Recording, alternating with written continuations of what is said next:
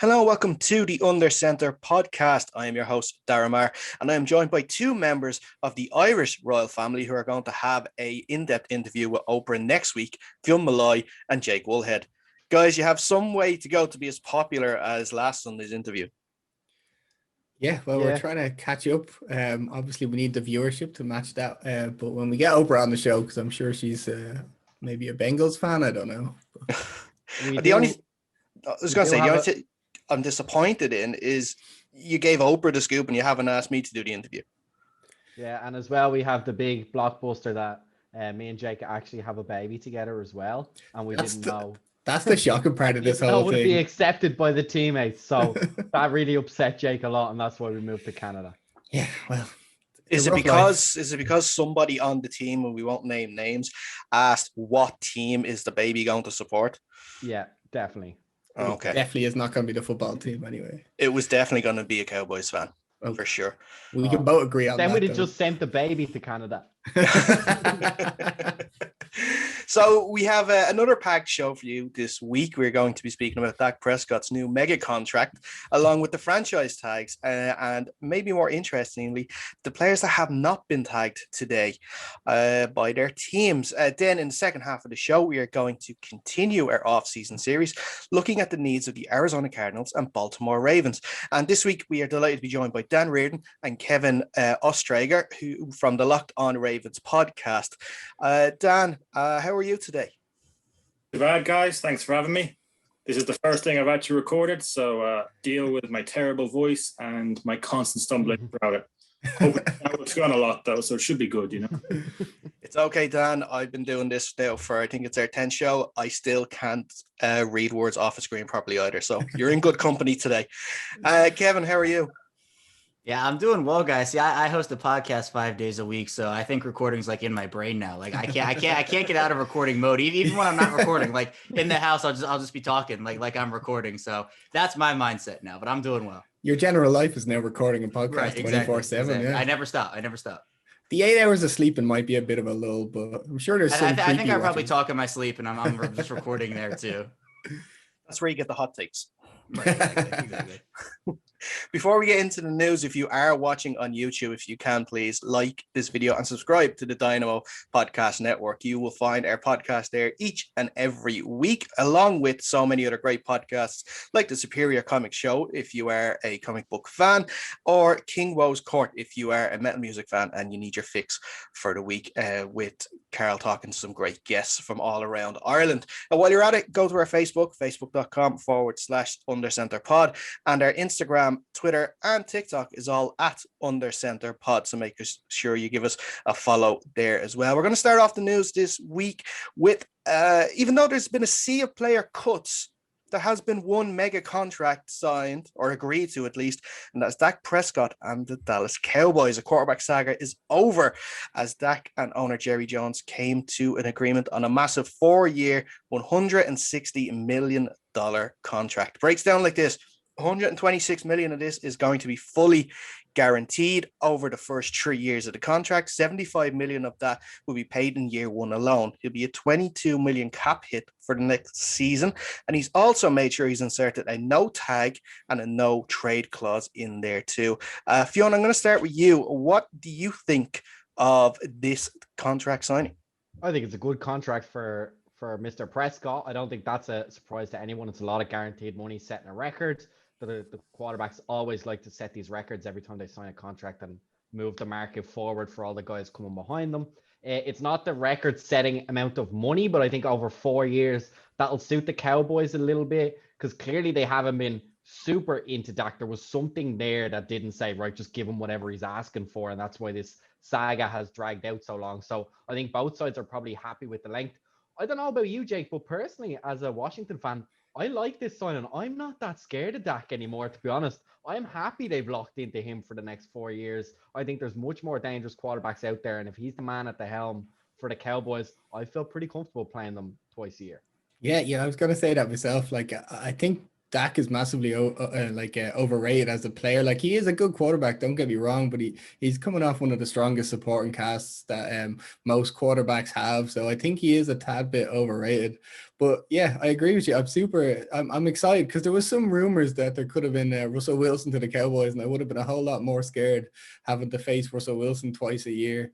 And then as well, like, he's coming off this big injury, like, and it was a really shocking injury that happened last season. So all accounts, he's coming back well and everything's going to plan, but he's still kind of a mobile QB. He can use them legs. Is it going to slow him down? Is it going to keep him in the pocket? And can the Cowboys protect him in the pocket as well? They're questions that I have about him as well. And then another point I see, and I was thinking that it's just going to be another good thing for us NFC East fans that aren't Cowboys fans, is that it's just going to be the Cowboys continuously possibly getting towards the end of the playoffs and then just getting knocked out, which I'm always happy to see anyway, because the Giants, we all know they're not getting there anytime soon. So, well, guys, I'm just going to make sure I clip this part of the show now for when next season, when the Cowboys possibly run away with the division after destroying the Giants and Washington both games. And then remember to when Fiona and Jake said, I'm not scared of Dak Prescott. And then they get knocked out anyway, so it doesn't matter. You won't be saying it like that when you get hammered home and away. But sure. Dan, what did you think of this signing? Everyone hates on Dak a little bit. Like, everyone who's not a Cowboys fan kind of thinks, oh, Dak, he's overrated. He's never going to do anything. He's just kind of average. He's going to demand a lot of money. But last season, if he had finished 16 games, he was on for like a 6,000 yard pace. So he did show that he can do it. It's just whether he actually can do that for 16 games. Like, I think I worked it out and he was like maybe going to pass for 28 touchdowns last year, which really doesn't demand the numbers that you should be getting. But it's still pretty good. So I don't really understand why everyone gives such hate towards Dak. Yeah, cool. Kevin, I know from the Ravens side of things anyway, Lamar has his contract coming up soon. So sort of Dak is setting that bar a little higher for quarterbacks getting paid. Yeah, absolutely. This was pretty big news in Ravens circles, just because with Dak Prescott, him coming off a huge injury, I mean, he gets that guaranteed money. He's set now. And with the tag provision on there too, the Cowboys can't tag him after this deal is over. So it's a great deal for Prescott and also for the Cowboys. I mean, they get their guy. They're familiar with him there. But with Lamar Jackson, I mean, after Patrick Mahomes got that mega deal from the Kansas City Chiefs, it seemed like Lamar Jackson's deal, in my opinion, was going to be less than that. But I think it's going to fall in the realm of a Deshaun Watson deal there, or the Dak Prescott deal here, kind of in that area. Because to me, Lamar Jackson is probably going to get over $40 million per year. How they work that money out, how Eric DeCosta decides to do that. But in a press conference earlier, he said, yeah, we haven't really started that yet. We've had a couple of nice conversations, but they haven't really started those negotiations yet. I don't think they're in any rush. Lamar Jackson, I think, wants to be in Baltimore, and the Ravens want him there. So this news was pretty big, but all in all, I'm happy for Dak Prescott that he got his money. I think he deserves it. And for the Cowboys, I mean, their offense is loaded again now. Can they get their defense right? If their defense isn't able to stop anything, I don't think it really matters. Yeah, and I hope the GM or the negotiating team on the Ravens is a lot better than the Cowboys, because they could have had him for about 30 million a season this time last year. And I think Adam Schefter actually tweeted out saying, big fan of the show, noted follower. But he actually tweeted out, I think this time last year, GM said, what did he say? Oh, it's a process. It's moving along, and the signing is imminent. And a year later, the signing has finally happened for 40 million. So we'll see. Like you, I agree with a lot of what you guys are saying. Congrats to Dak. It's fantastic. He stared down the Cowboys and Jerry Jones blinked, which is great. He stood his ground. He believed in himself. And, that's what you want to see. On the team side of things, though, I do find it very interesting because there's a lot of heavy contracts coming up in a season where obviously the cap space is going to be a lot smaller. I was looking at it earlier on. You've got like Amari Cooper, Zeke Elliott, DeMarcus Lawrence, Zach Martin, Tyron Smith. All these are really, really high contracts. So, it could be something that we see. Maybe a few releases are going to happen in the next week or so. I don't know. Possibly, we could even see maybe 2 of them released, because you can't take on that many high-profile players and then still have a competitive team around it, because you're just looking for veteran minimums, or unsigned draft picks or unsigned free agents. But we'll see what happens this coming year, and obviously the questions around Mike McCarthy as well. We'll gather, because hopefully he'll have Dak for a full season, so we'll see what his plan is there. We'll move on to the franchise tag. Today was actually meant to be the deadline for teams to use the franchise tag on any of their players whose contracts are coming to an end. There are a few players who have been tagged as we are recording today. I'll just run through. It's actually not that long of a list. It's Broncos safety Justin Simmons, Jets safety Marcus May. We've got Washington guard Brandon Sheriff, Bucks wide receiver Chris Godwin, Jaguars tackle Cam Robinson, Giants defensive lineman Leonard Williams, Bears wide receiver Allen Robinson, Panthers offensive tackle Taylor Moulton, and actually just in the last half an hour or so, Saints have franchise tagged their safety Marcus Williams. So not all the teams are using their franchise tag. A few players that will not be getting tagged, and probably a surprise that they're not. The likes of Kenny Golladay, Bud Dupree. You've got Shaq Barrett and Levante David at the Bucks, Hunter Henry, Hassan Reddick, Joe Thuney, John Johnson from the Rams, Jonnu Smith from the Titans. But guys, I want to ask you, and I'll start with you, Jake, on this one. Is there any players there that haven't been tagged that you're surprised that the team haven't tried to keep them? Yeah, I mean, like there's a few there. Like I always thought they'd keep Jonnu Smith, or at least tag him. I like him. I think he's a great tight end. And then I just seen recently, like in the past half hour as well, Aaron Jones is not going to be tagged. Kind of makes a lot of sense for the Packers, but like you would think a player of Jones' caliber should be tagged. But I think a lot of the tagged players make a lot of sense to me. Some of the teams have hard decisions to make with the quality players that they have. And I mean, it's a good problem to have, is to have to decide who you're going to pay, because they're all excellent players. I think the Bucks tagged Godwin, so then they have to sort Shaq Barrett out. And is it Carl Lawson on the Bucks as well?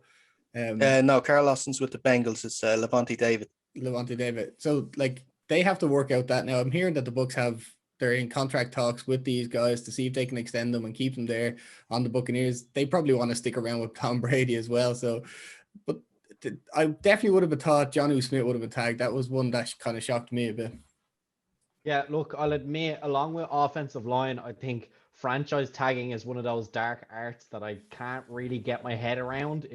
It depends a lot on whether they can talk to the guys outside of the franchise tag and get a contract done without needing to franchise tag them. The money can be very funny depending on how many times they've been tagged, what the average salary is, all this crazy stuff. So to me, it's a little bit dark art. So nobody really stands out who didn't get franchise tagged. I don't really know what the backstories of any of these guys are, who's close to signing, who wants to leave.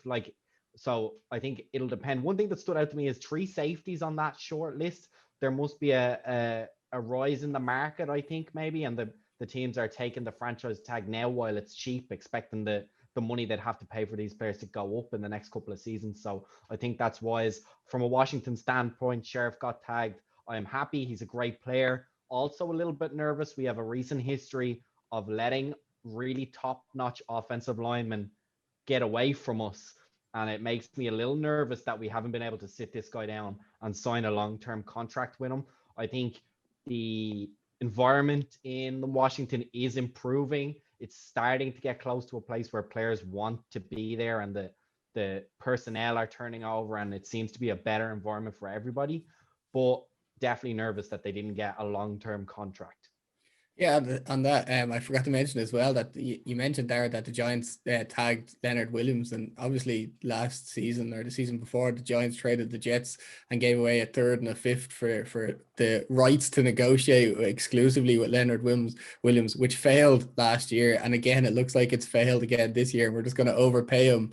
But I'm happy with him. Like he is a very productive player on the Giants as well. So maybe they get a deal done before the date expires that they can't even work it on anymore. So that's one of them I liked, was keeping Williams as well, but it is kind of slight overpay as well.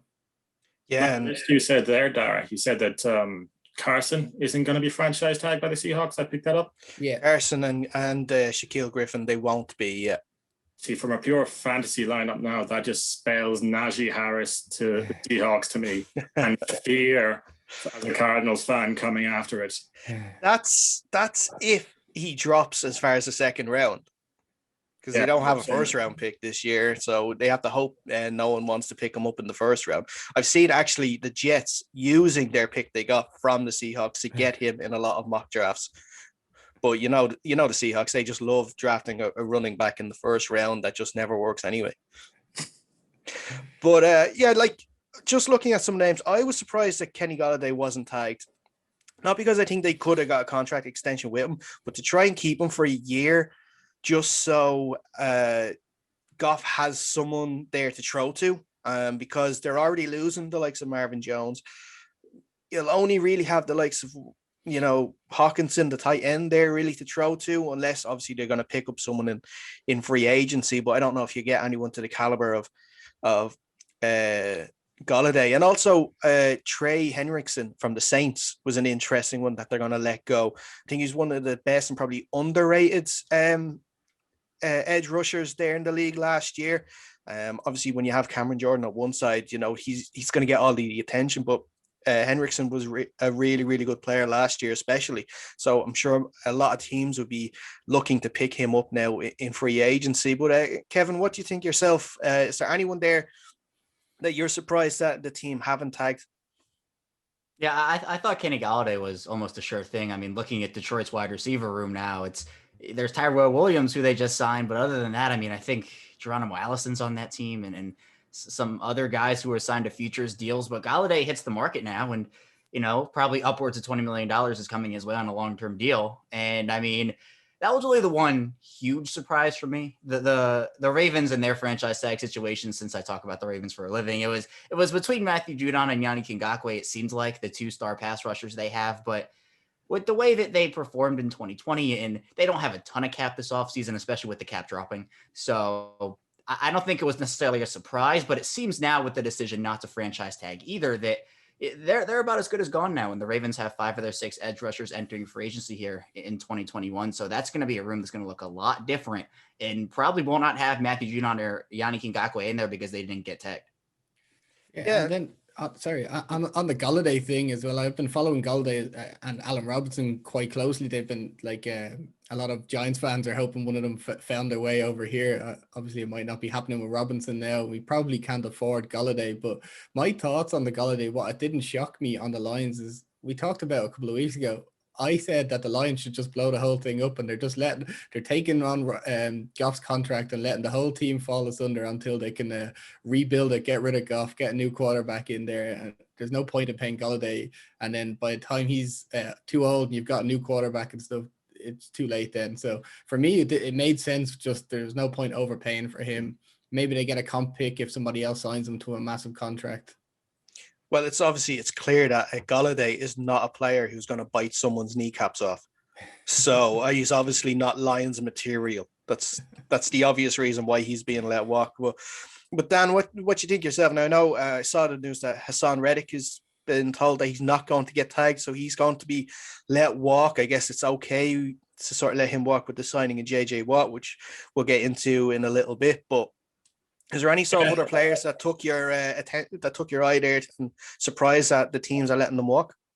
The Reddick one did kind of surprise me a bit because I kind of had him down as the player we might franchise that because it makes more sense because we're only paying him $3 million at the minute just because of the rookie deal, but he's going to demand a lot more money. And the Cardinals, we'll talk about it later, they have a lot of starters coming back that are going to need deals. So I'm not really 100% sure on that. On the Lions side there, talking about Golladay, they've signed Tyrell Williams. So, they're sorted. They're going to have absolutely no issues at wide receiver. Everyone always uses Tyrell Williams for everything. Apart from that, like Fionn says, it just seems like they've a lot of safeties this year, franchise tags. So I'm not really sure. Like, there's so many tags. There's the transition tag. There's the franchise tag. Eventually, you just kind of get to the stage where you could just assume, unless they're a major player like Aaron Jones, if they don't get franchise tag, it's not going to be that big a deal. Yeah. And that's it. And with running back, it's such a strange position whether they want to tag him or not, because I think for a running back, the tag is about 15 million. And I think the estimates for free agents this year is going to be between 7 and 8. So it does make sense for teams not to be franchise tagging their running backs. Now, that's just me trying to justify the decision to let Chris Carson walk in my head. So don't take that into account too much. But we'll move on from the franchise tag, and we're going to continue with our off-season series. This week, it's the turn of the Arizona Cardinals and the Baltimore Ravens. We're going to start with the Cardinals, and of course, we have Cards fan Dan here. First, the signing of JJ Watt. Were you happy? Oh, you could not be happy. Like, I hear the spin on it. A lot of people are saying, "Oh, he's washed. He's not going to be any good. You're overpaying." But at the same time, JJ Watt still gets double teamed a lot. He's still very high up in the ranks for position at that group. You put him and Chandler Jones on the other side. I heard someone giving a bit of flack last week saying, "Oh, they'll never play in the same team because they're always injured." But Chandler Jones missed a season, okay? He doesn't miss that many games. It's one season. Getting 16 games, Dan, by the way. 16 games. He still gets 28 sacks a year. It's fine. Just even them out. Be grand. But I think if you have Chandler Jones on one side, you have JJ Watt on the other side, you're going to get a lot of work done on that defensive line. Fair enough, if you run up the middle, you're probably still going to go right through the Cardinals. But anyone who tries to pass a la Russell Wilson, it's not going to be that good. But it's okay, Dan. Russell Wilson's not going to be in the division next season anyway, so it's okay. Yeah, he's going to be with the Bears, so we don't have to worry about him at all. Dan, I agree with you. I think as well, you guys have a really nice dynamic defense at the moment, full of young guys. I like your safety, Buda Baker. He can run around and make some plays. So I think you're right there. Buying a guy, even if you're slightly overpaying for him, his value comes purely on the other teams have to still double team him for at least 2 more seasons. And that double team just opens everything up, especially with the guys on the other side. Like you said, maybe it will fix the run down the middle. If you've got a double team, both the outside guys, that leaves 2 or even 3 in the middle to try and plug up. So you would hope the pro athletes could probably plug up the middle if they get that kind of look. On the defensive side of the ball, the Cardinals, the minute there's going to be a lot of overturn. Like you say, you have Buda Baker there, who they paid last year and is a very quality, like very solid safety. You're not going to have any issues. You have Isaiah Simmons there, the rookie they drafted, number 8 overall, I think it was last year. He came on very slowly at the start of the year, but he's building game by game. He did have that interception in the Seahawks extravaganza game. You probably remember it, Darragh. It was the one, I think it was like week 8 or something, where they just went back and forth and back and forth and back and forth. And Russell Wilson threw that moon ball just all the way across to DK. Probably one of the 7 moon balls he threw that year, I'd say. But like, it's the corner position for the Cardinals on the defense that's the main issue at the minute. You're going to have, I think it's like 4 or 5 corners are all going to free agency. And to be honest, none of them are any good. Like, Patrick Peterson is washed at this stage. He came back from that season where he got the 8-game PED ban. And without the PEDs, it just looked like everyone could beat him. I don't think there was a wide receiver in the league that didn't beat him this year. So you can't pay Patrick Peterson $14 million this year. It's just not going to happen. So unless Patrick Peterson says, I'm going to take a very, very team-friendly deal, he's hitting free agency. I don't know how much money he's actually going to clear. They have Byron Murphy. I think he's a 3rd-year player now, a corner as well. So expect the Cardinals to either draft a corner or go heavy after another corner in free agency. And I haven't even looked at the list to see which ones are available at the minute. You can get Richard Sherman if you want. Do you have any ACLs left, or are they all gone at this stage? I don't know. I think he ruptured his Achilles, I think, there at State Farm anyway. I think for a couple of years, there was at least one big Seahawk player that kept going down in Arizona every game, and it was like a season ender. Obviously, the main one is like the Earl Thomas one, where he's just flipping off the whole Seahawks bench on the way off the field. Yeah. I remember that one. Yeah, that was a great stretcher ride. That one, he did not happy at all. He was going back to the franchise tag. He was franchise tag that season, wasn't he? Yeah. No, he was actually still under contract. It was his last year of his deal. He just wanted a new one. Oh, okay. Yeah. But let's just take a step back very quickly and I want to know about the 2020 season and what you made of it, because it seemed as though it was a very positive step forward for the team. You know, Kyler Murray started off the year on fire. He was in the MVP conversation for a couple of weeks as well. Towards the end of the year, though, his form disappeared maybe just a little bit. Were teams sort of figuring the offense out, or was it just down to maybe a number of injuries just sort of piling up? I don't think it was really down to any injuries. Like near the end, Kyler got a bit injured, but that was the last 2 games or so. They shot kind of out of the cannon like really fast at the start of the season. They had that back and forth game with the 49ers, and then they played Fion's football team the next game, and they fairly comprehensively beat you down, Fion, as well. Just going to bring that up. I was disappointed with our defensive line, I have to say. I think it's just because Kyler's fast. I think he can just run around back there. It's the same, like, you know, Kevin probably knows well with Lamar. If you have a quarterback who can run around, it works pretty well sometimes. But there was a few games there, like we lost the Lions by a field goal. That shouldn't be allowed to happen. And we then lost the Patriots, which with Cam Newton, again, that can't happen either. We lost the Panthers. Like those are 3 games. If you're a playoff team, you can't lose those games. We finished 8-8. There was signs of positivity, but a lot of it was just like Cliff Kingsbury is like, I don't know, Sean McVay light. He's just like, he can't actually call a play properly. He's great at sitting there at a whiteboard and trying to like draw a lot of X's and O's. But when it comes to actually in-game situations, you just calling stupid plays. You have DeAndre Hopkins. You have 10 yards to get. Why are you giving him a 5 and in or a hitch route? Like just get him to run, throw the ball to him. He's going to catch it one-on-one. It's simple. You don't need to overthink it sometimes.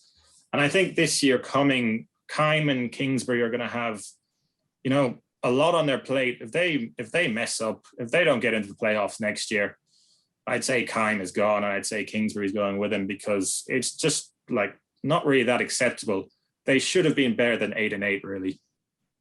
It's interesting, yeah, because I was going to ask that as well about Kingsbury, because they are building this roster with a lot of stars there. They are building this to the quote unquote win now mode. So I'm guessing ownership is not going to accept another 8-8 season. I read an interview with Bidwell, the owner. He's I don't know if you ever watched the All or Nothing series with the Cardinals. He seems quite like laid back, and he doesn't really have a whole lot of go about him. He obviously has to have a bit of go about him, but he did say this year that he expected at the start of the year, after we were 2-0, that we would be making a strong push, and that on the back half of the year, I think we were 3-6. That can't happen. And he did say next year there will be an expectation of playoff football. Whether they go far in the playoffs, I don't know. I don't think the roster is that well built yet. But at the same time, you do have to see this progress. And I can't see Kingsbury being around much longer if they don't make the playoffs next year, especially with, 7 teams getting the playoff now from each conference. I would have thought they would have given Kingsbury a bit of a longer leash now, to be fair. I know he hasn't done exactly the most in the past, 2 years? But I would have said, you probably scapegoat your GM before you get rid of Kingsbury, and then let Kingsbury kind of pick his own GM nearly and work with it. The Keim bomb. You can't get rid of the Keim bomb. But sometimes these college head coach, everybody really wanted Cliff Kingsbury when he was coming in. So I would have thought there wouldn't be that many rumors that you're going to get rid of him 2 years in or 3 years in. I have an idea. Why don't we ask Kyler Murray, seeing as quarterbacks pick GMs and head coaches now, and see what he wants to do? You go back to your little cave, Jerry Jones, lizard man. You're just so salty. Just because you don't have a quarterback that can actually command that sort of, presence in the locker room. We didn't even want the one we had. We didn't even want them. We were like, "Oh, you're back." Oh, jeez. The football team was 2/3 of a quarterback there. Yeah, I guess you're right. But Dan, you were saying about free agents, and I have a list of a few of them here. You mentioned Patrick Peterson, but Kenyon Drake is also a free agent. Drake Patrick, Corey Peters, Marcus Golden, just to name a few. A lot on the defense, especially, that are free agents. Which sort of players would you be prioritizing to want to come back? Noting that like they are already a ranked 12th defense from last season. I think next year on the defensive side of the ball, anyway, the draft will be a massive thing. Like I think they'll probably have to draft a corner. Safety, I don't think they'll be too bad, but I would be expecting to re-sign some of those linebackers. Like I think Hassan Reddick is probably the biggest deal we're probably going to give out to one of our free agents. But I that's why I thought the franchise tag was going to be coming for him. So I was a bit surprised today. On the offensive side of the ball, like I'm not sure whether this is Larry's last year. It probably was his last year. I can't see them taking him. Well, obviously, if Larry wants to come back, he comes back. Arizona just give him that. That's not a question. As for Drake, I'd be very surprised if Drake is back. I think Drake will probably out the door, and the Cardinals will be looking at a second round running back. Whether ETN could fall that far, I don't think he will fall that far. I could see the Falcons maybe taking him earlier in the round. But I think there is another good running back in the class. I think there's Najee Harris, Etienne. They're the top two. And then is it Devonta Smith? Is that the name of the next guy? Can't remember the next running back's name. He's the wide receiver. Oh, Jamar Chase and Devonta Smith. Yeah. No, that running back, the third one escapes me, but I've seen him mocked to the Cardinals a few times. Yeah. The offensive line is just the offensive line. They won't fix that. This is too many holes in it. That's it. And that's one thing that I noticed in the games last year as well, is that defensive penalties definitely sort of killed the team, especially, or offensive penalties, you should say, on the offensive line, killed the team a lot.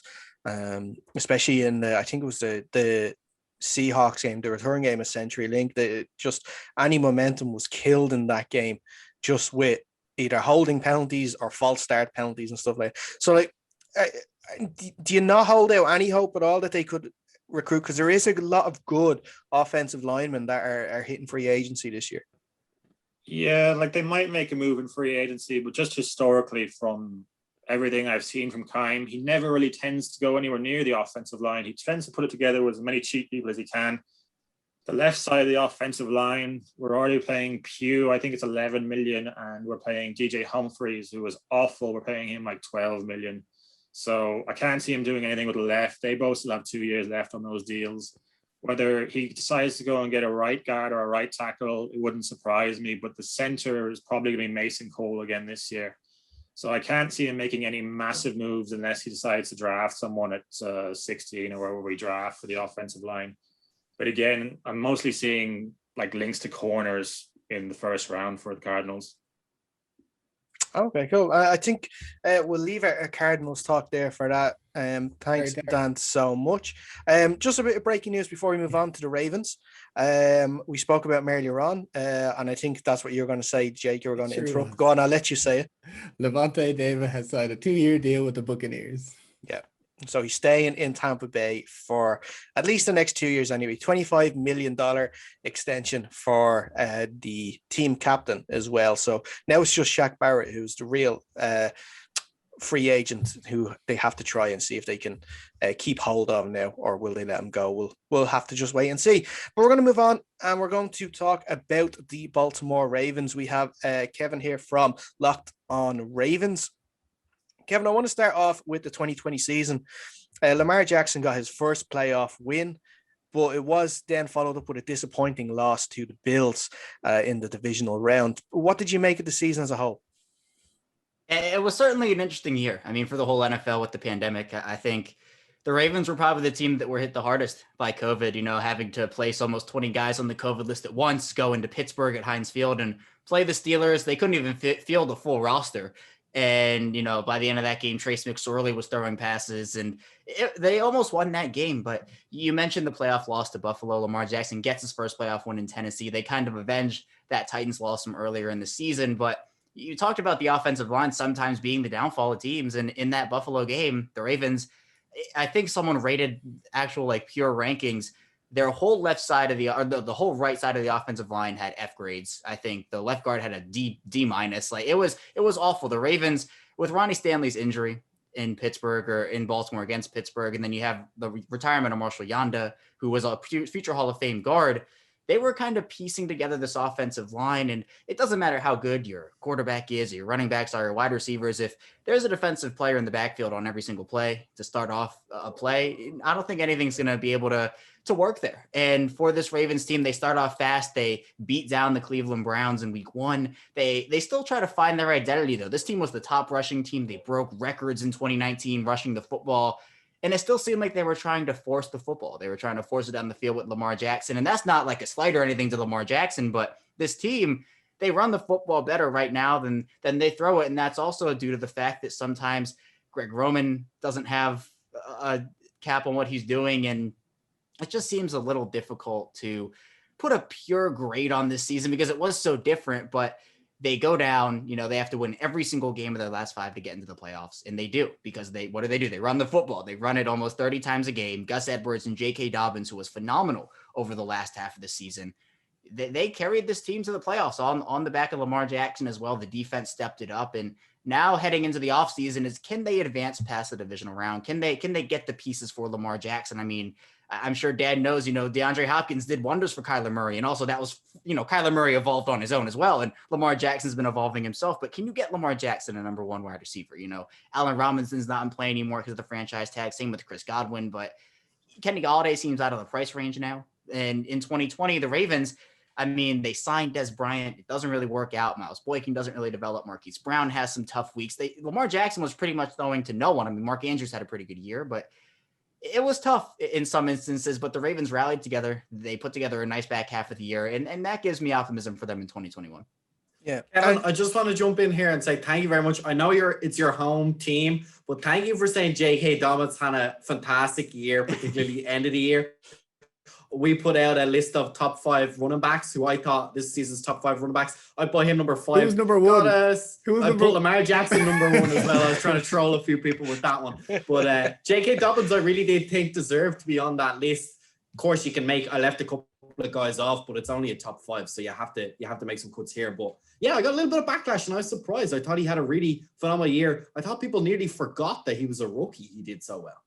Yeah, I mean, he led the whole NFL in yards per carry, or at least NFL running backs in yards per carry at 6 yards a carry. And that was after, earlier in the year, he was getting maybe 1 carry a game, 3 carries a game. But he had, I think, his stat line against Cincinnati in week 5 or 6 was 1 carry for 34 yards. He had like the best run of that game. And, the Ravens, he was putting out the production. So they pretty much had to give him more opportunities. And heading into this 2021 season, it's going to be him and Gus Edwards. And Dobbins is probably going to be the lead guy there. And I mean, he showed that he can do it. Yeah, he definitely did a good job of sort of pushing Mark Ingram out of the side as well. He sort of wasn't even getting dressed for game day toward the end of the year.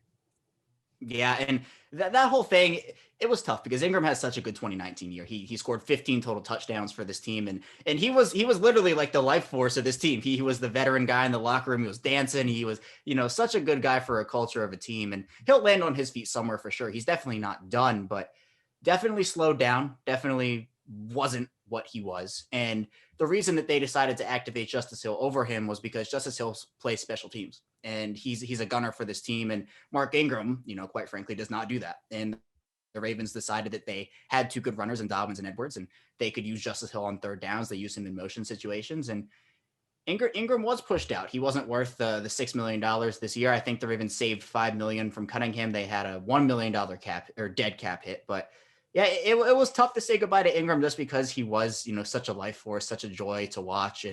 But this is a what have you done for me lately league where, you might have one great year and then the next year you do nothing and teams will let go. And, it kind of speaks to the loyalty of some teams, as people will call it. And like, well, what are you doing? This guy did so much for your franchise. But I mean, as players have called it, it's a harsh business sometimes, unfortunately. Yeah, you mentioned that the please God get Lamar Jackson a number 1 wide receiver. Where do you think they go? Do they go through the draft, or do they get someone like Curtis Samuel or something along the lines of that type of wide receiver? Yeah, I personally love Corey Davis. I think Corey Davis from Tennessee would be a perfect fit for this offense because in a run-heavy scheme in Tennessee where Derrick Henry was that offense, he still put up close to 1,000 yards. And So he's been in, a situation where, hey, look, I'm not going to get the football 25 times a game. I'm not going to catch 10 touchdowns a year sometimes. But, if the team is winning, he's a good blocker as well. The Ravens love that in their receivers. That's why Miles Boykin gets playing time, because he is the best blocker from the wide receiver position on this team. I love Corey Davis. You mentioned Curtis Samuel. He's another guy who I think could do wonders in this offense. Just use him in so many different ways. But with the Ravens, their wide receivers right now, they're so young. They're so young. Right now, on the roster, they have 4 guys, and all 4 of them are entering their 3rd year or above, or below, 3rd year or below. They have 2 guys entering their 3rd year and 2 guys entering their 2nd year. So if the Ravens do draft a wide receiver, let's say in the 1st round, and then they go in the 6th round and draft another, I assume they're keeping 6 wide receivers on the roster. I think that's been pretty standard for them.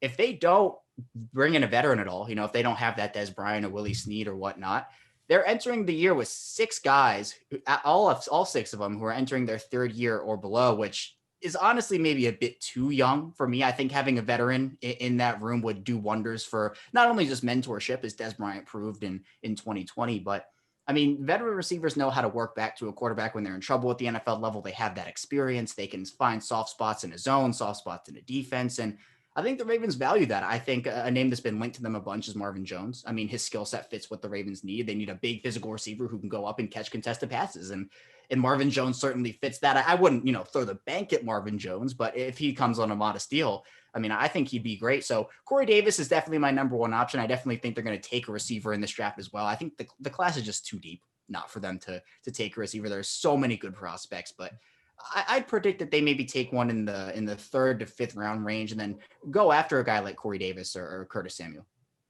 Yeah, and with the likes of Matt Judon, Yannick Ngakoue, DJ Fluker, Willie Snead, they're all becoming free agents among others. Which players do you think the team should prioritize and bring them back? Yeah, well, I certainly think Derek Wolfe is one that the Ravens definitely need to bring back or should look into bringing back. I don't know if anybody here remembers, but Michael Brockers was a Raven for, I think, 10 days. And they signed him to a 3-year, $30 million contract. And the whole thing with the COVID physicals and getting guys into the building to take these physicals, the Ravens didn't get Michael Brockers in the building. He took a physical. I think he took it in Los Angeles. The Ravens didn't like what they saw, and we said, hey, man, we don't like this. I don't think this isn't going to work out. So after making Michael Brockers their huge free agency signing that year, they go back to the drawing board. And, Michael Brockers goes back to L.A.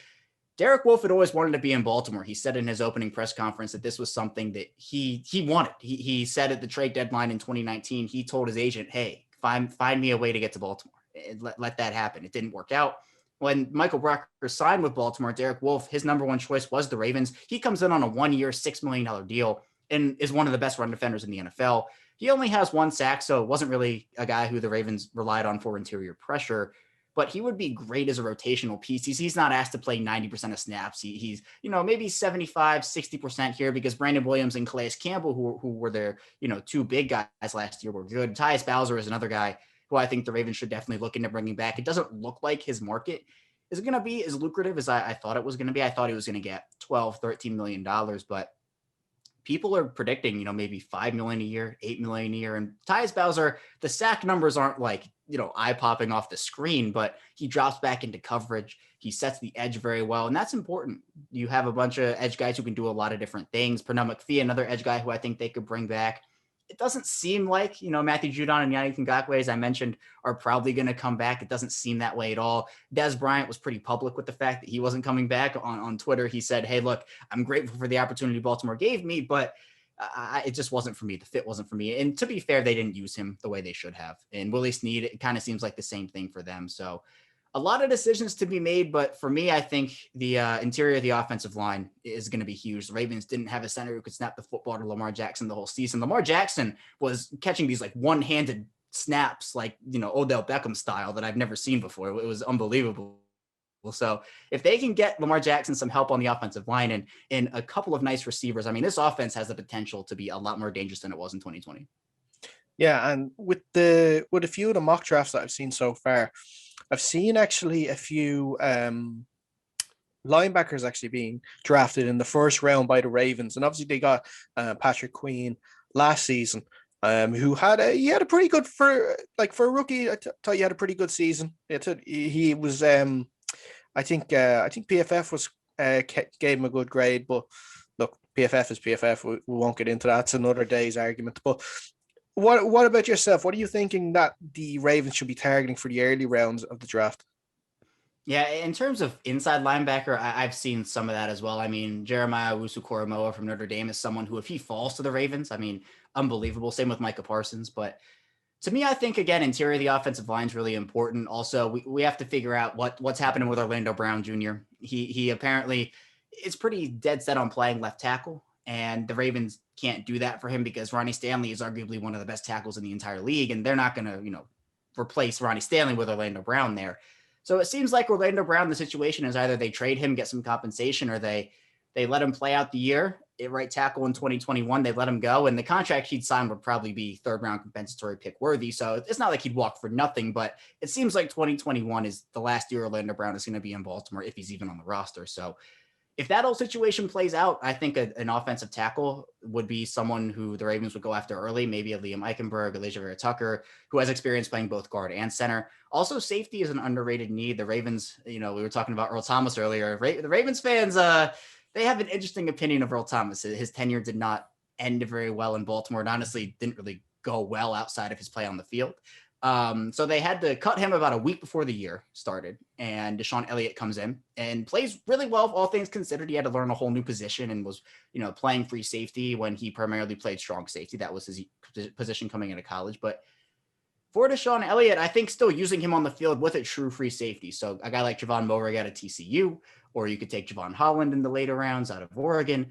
Those guys would be really nice fits on this defense. And the Ravens could use some edge help there as well. Gregory Rousseau out of Miami, Jalen Phillips out of Miami, Azeez Ojulari out of Georgia. Those guys all could be good fits. So the Ravens have some needs to fill, and I think free agency will dictate kind of where they go in this draft. Yeah, I would. Well, look, as a Seahawks fan, I know all about Earl Thomas as well. And, if stories are led to be believed, I think he took the whole term brotherly love to a whole new level. But look, we'll leave it at that. Like we spoke about with Dak's contract, Lamar is going to be up for renewal soon. Like you were mentioning, DaCosta, the GM, has mentioned that talks haven't really started yet, but they're confident. 40 million seems to be the benchmark. Is that something that would be enough, or do you think maybe it's going to take a little more?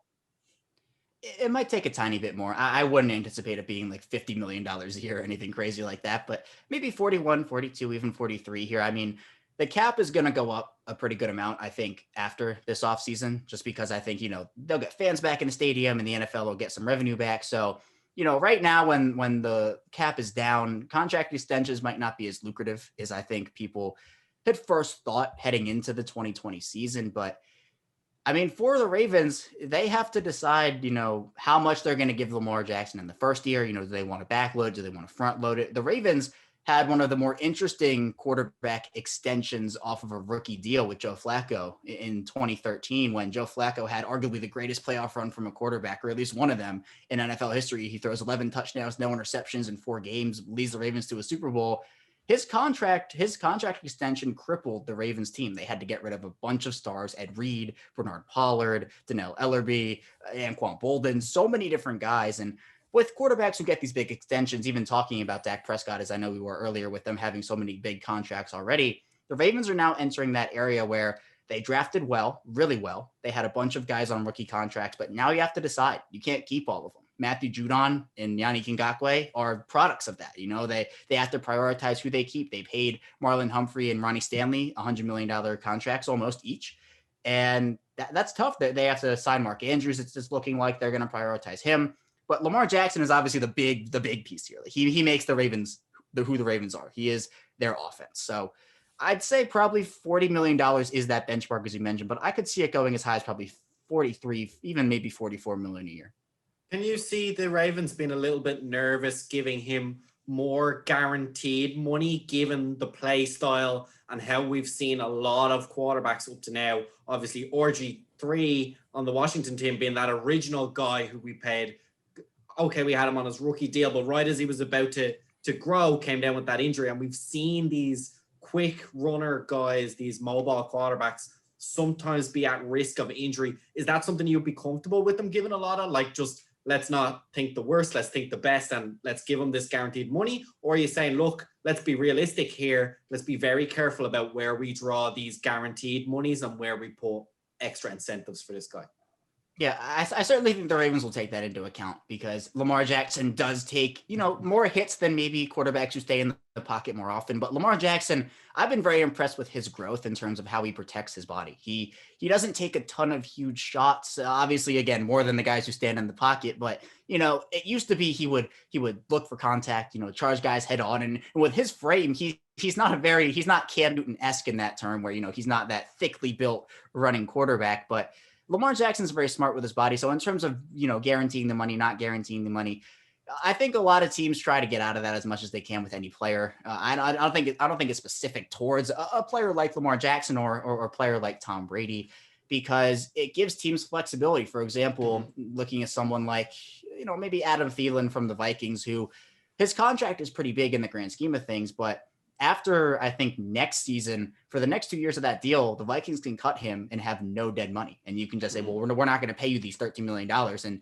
Adam Thielen doesn't get that money. So with Lamar Jackson, it's always tough to pay a quarterback because they are a team. And when you're giving a quarterback that type of money, you're banking on them to stay healthy. And if they're not healthy, you kind of see what you saw with the Cowboys where, that whole team falls apart because they don't have their star player there. You're relying on a guy like Andy Dalton, or in the Ravens case, it would have been Robert Griffin III. So the Ravens are going to go into this with the mindset that, hey, look, Lamar Jackson is our guy. We know that he fits our play style well, and he is going to be our franchise. And it'll be the same thing with Baker Mayfield and with Josh Allen and even Kyler Murray when it gets down to it. But at the end of the day, I mean, the Ravens are going to have to pay Lamar Jackson a big amount of money. And in turn, that will in some degree cripple the roster, and the Ravens will have to go after more undrafted free agents, and they'll have to sign more guys to veteran minimum contracts. They can't go after guys on the open market like Allen Robinson or Kenny Galladay. So with guaranteed money, it's always tough, and teams will try to, squeeze every penny out of that they can. But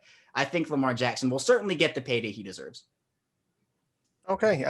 Actually, this is a question I want to ask everyone here in that as well, because you just mentioned that, Kevin, there, that with these high contracts, the other positions have to be sacrificed. And what we've seen is players mostly on QBs on their rookie contracts seem to have a better chance of winning a Super Bowl for the team, because then they can load other areas of the squad with obviously better free agent signings or trades or whatever. So do you guys think there is maybe it's sort of trait in that maybe paying the QB the big bucks is going to hurt the team in the long run? Now, I'm not saying that, look, listen, let's just take let's just put Chase Daniel, I should say, in a quarterback, and we're going to win the Super Bowl if we have, Lamar, or if we have a great running back and great wide receivers and a great O-line and a great defense. But, is it sort of, the higher these contracts are going, is it sort of hurting teams' chances a little more? Like, what do you guys think? Like, Fiona, start with you. Yeah, I think that's by design. Like, obviously the salary cap is there for a reason. They want to limit these things, but I think it's one of those things that keeps the NFL competitive year in and year out. Obviously your draft stock goes up and down, and obviously you can get these guys, especially with the CBA now, exactly how long and how large these new contracts are going to be, but not what they're going to be once you get on. So not just at the quarterback level, when you get a star anywhere, all of a sudden you go from paying this guy peanuts and having a great deal to really having to weigh up how much money, like we've discussed, guaranteed money, total contract money, the amount of years, all these no trade clauses, no tag clauses. And I think that's something the NFL encourages by not putting any of these weird things in the CBA and letting these contracts be much freer, in that it's this extra step of rate limiting. Yes, you can have your amazing guy, but at a certain point, unless guys like, say, Odell or something can swallow their ego and all make a pact to say, yeah, we're all going to come to this one team and take 10 million a year, which is never going to happen. It's another way of leveling the game, the playing field, and keeping all the teams as competitive as possible over a long-term 20-year 30-year projection. Yeah, with a lot of these things, it's kind of like a fine line of overpaying your quarterback or having someone like Chase Daniels lead your team. You're obviously not winning the Super Bowl with Chase Daniels, but again, you don't want to hamstring your team too much by giving somebody a huge contract. We've seen other teams give huge contracts that are mistakes to other quarterbacks like Jared Goff and stuff. I'm not a big fan of them. And then it kind of hamstrings your team, and you're forced to do stuff like trade picks away to get players because you can't afford them, and stuff like that. But like, you don't want to spend that much money. You have to have that nice divide between your star quarterback and say some other star positions, because you don't want to have your team too low level, but you can't have every top 10 player on your team at all. Tom Brady is the ultimate example of how none of this applies to anyone. Like, it's been a long time since he's a rookie, and he's won a lot of Super Bowls, man. But he does take a lot of team-friendly deals. 100%. Yeah, that's what Jake is saying there. You just need the balance. Once you figure out that someone who actually wants to win more than they want to get paid, that's probably when you're going to be in a good spot. Yeah, and that's actually, it's an interesting point as well, because, especially with the Cardinals, they have Kyler on his rookie deal, and you probably have maybe another 2 seasons, maybe 3 if you're lucky to keep him on that rookie deal before you pay him the big bucks. So do you see it yourself maybe as that could be a Super Bowl window? Yeah, I was actually thinking about this earlier when Jake gave me the text saying to come on. I was just thinking, we will have to pay him soon. And once we have to pay him, does your Super Bowl window slam shut then? Or, like, I don't even think the Cardinals window is open yet. And I'm already thinking about it closing, It's a real catch-22. So I think if you can get a guy to take a team-friendly deal, you have a much higher chance of winning. But look, we've seen Dak on a team-friendly deal for years, and they still didn't get anywhere near it. But still, we've seen the Saints magically play around with cap space for years and kick the cap can down the road. It hasn't worked for them, but maybe with a better quarterback, they would have been much higher on that list. So maybe signing your quarterback to a big deal doesn't necessarily kill you, but it certainly doesn't help that you can't sign them, the Kenny Galladays of the world, on your team. Yeah, for sure. And Kevin, what do you think about that situation as well? Obviously, like we said, with Lamar's probably contract renewal, if not imminent, like very, very close. Yeah, I mean, even looking at, Levante David's deal here that just broke. I mean, 2 years, $25 million. Levante David could easily be making upwards of $10 million a season here, but decides to take the team-friendly deal in hopes of probably getting Shaq Barrett back for this team, and Tom Brady taking team-friendly deals. I mean, yeah, the Ravens have had some interesting experiences again with the extensions for quarterbacks, and namely with Joe Flacco. The rookie extension for him, like, he earned that, he deserved it, but then the mistake was re-extending him in 2016, and that was the Ravens could not sign anybody. They were signing guys off the street during the season. It was this whole thing. So if a team can get a guy to take a team-friendly deal, I mean, I don't think it necessarily hurts a team as much as everybody in the whole NFL world is let on it does. But, Patrick Mahomes right now, when he was on his rookie contract, it certainly helped the Chiefs build this team around him. And as dominant as Mahomes is, I mean, he's still a phenomenal. They'll be in the Super Bowl contention for years and years to come. But now with paying Mahomes so much money, people were talking about, well, there's no way they can keep Chris Jones, right? Like, Chris Jones is one of the best defensive players in the league. There's no way. And they turn around and sign him to this $80 million contract. And they're like, where did they get this money from? So I think it also depends on who's running your front office. Do you have a cap guru in there who can work around the money, backload deals, front load certain deals? The Ravens paid, I think, just under half of Marcus Peters' 3-year contract in the first year in 2020.